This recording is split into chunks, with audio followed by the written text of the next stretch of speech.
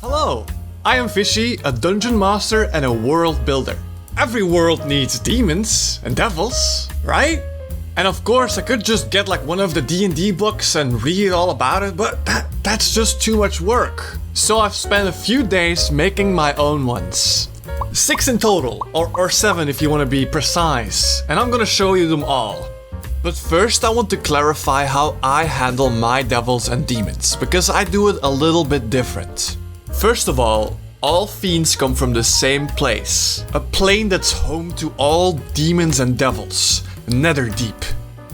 This is where a fiend will return to if, in the real world, in the mortal realm, they are defeated. But what exactly is the difference between a devil and a demon? To me, they look exactly the same. Both of them thrive for humanoid souls. It makes them more powerful. The only difference is that demons usually just murder you for your soul, and devils stick to a contract of some kind. And it's even more convenient that you can give me exactly what I want in return. All fiends I've made are built around the same concept. Each imp, each succubus, archdevil, it doesn't matter. They are all made up with 2 things, an emotion and a sin. When a humanoid soul expires in the mortal realm after an intense occurrence of emotions, for example sadness, there is a chance that if that soul reaches Netherdeep, then a very sad imp would be created along the way, with a random sin attached to it. Each of the 6 fiends I will show you has an emotion and a sin attached to them. And throughout history, these fiends have acquired so many souls that they are now the most powerful fiends in the whole of Netherdeep. All these things were decided on a D&D stream not too long ago. So if you want to influence more about the world that I make, check out my Twitch channel or hop into the Discord. But it's finally time to introduce you to all the devils that I have created this far. And I'm gonna start with my absolute favorite. The first one that I have ever made at all.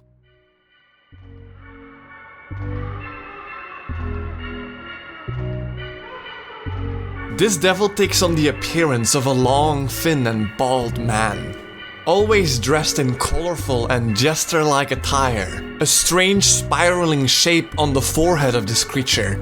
And lastly, this devil does never stop smiling. Sanatan, the devil of happiness. Sanatan is the most ancient devil I have made ever. I've placed it all the way in the beginning of my world's history, which is about 6,000 years into the past. This soul, which had slipped into Netherdeep after having died, experiencing a pure joy, became Sanatan.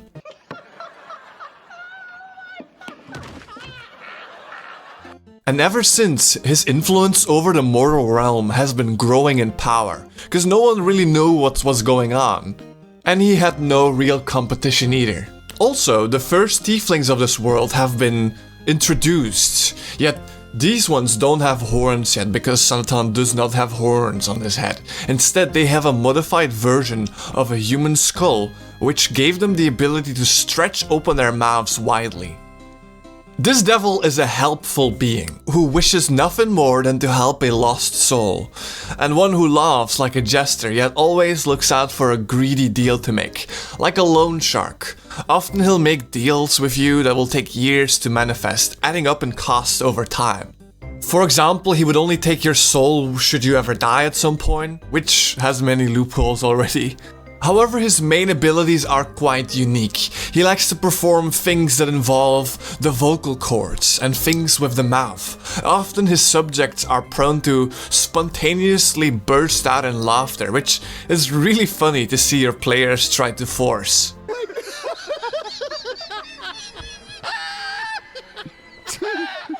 And with all that, I've decided that Sanatan will be at the top of the food chain in the Netherdeep. He'll be the strongest fiend in this world. So far. And from a happy demon, we are going to go to a sad demon. And this particular individual has been a villain for a murder mystery one-shot that I had made ages ago. In this one-shot, our demon friend would still be like a weak creature.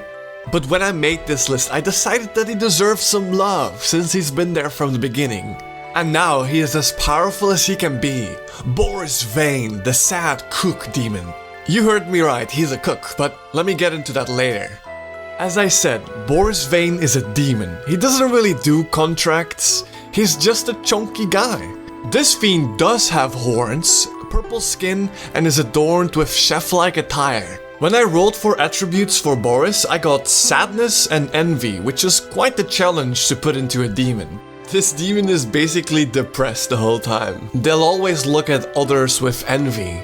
And that will represent in his cooking as well.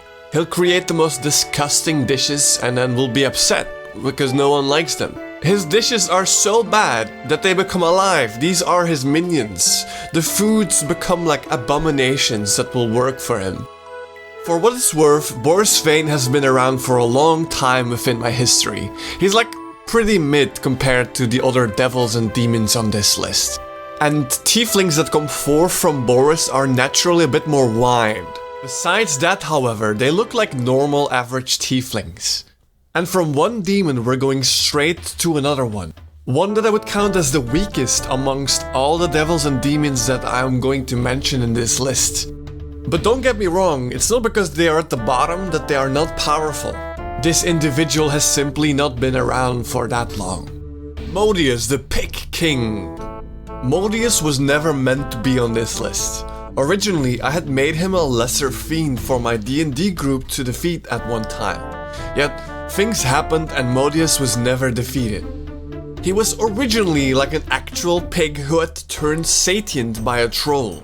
As time went by, his hatred for humans, eating his kind, grew, and so did his appetite for humans. When I rolled for emotions, I rolled disgust, which worked with what I already had. I rolled sloth too, which was a bit tricky. But what I came up with is that Modius is a very lazy king, sitting on his throne all day and making his minions do all the work for him. Whilst he is the weakest of the fiends, his army is probably like the quickest to expand, smaller, lesser intelligent pig fiends that Modius commands. Additionally, Modius is the only one that's physically active in the mortal realm, escaped from Netherdeep. This whole area here is under invasion of the pig fiend creatures. And because he is such a recent demon, there is no tieflings that are flavored after him just yet. The next devil is a creepy fucker. Slender bones and twisted body. A long hair and a misformed face. And most importantly, a unicorn-like horn on the top of their head. Teuflisch, the devil of disgust. Teuflisch is a creation of one of my players in a ongoing campaign right now. They absolutely despise humanoids. And with pride being their sin, they think of themselves as the best being in the whole world. They have been around for a little over 1,000 years right now and have accumulated a decent amount of souls to be powerful enough.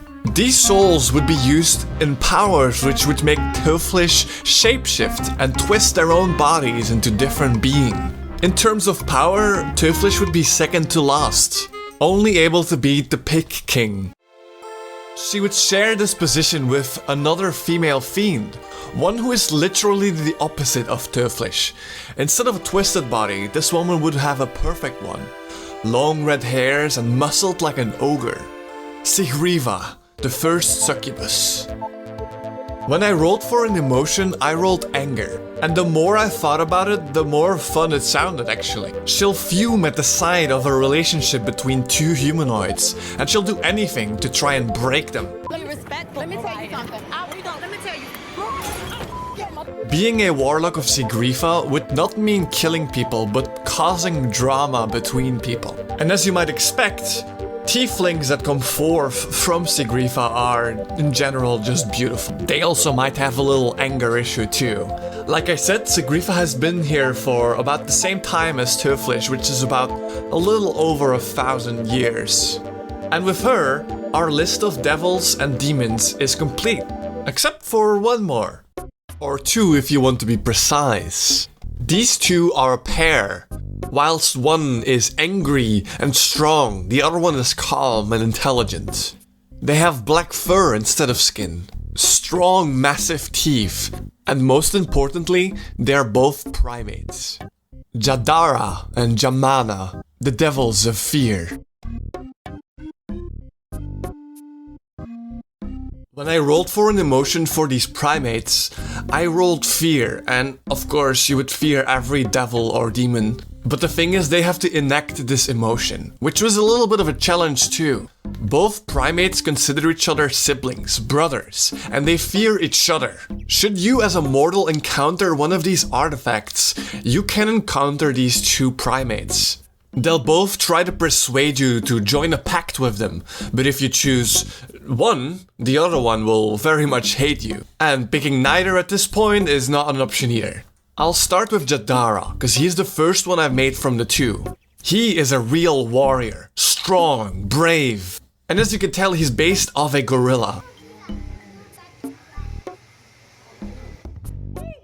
Jamana, on the other hand, is more of a scholar type. He lacks intelligence and wisdom, and his appearance is based off a baboon. And in terms of the timeline, these two primates have been around for thousands of years as well, earning them the second spot in the tier list. So, that was all the fiends I'm going to show you today.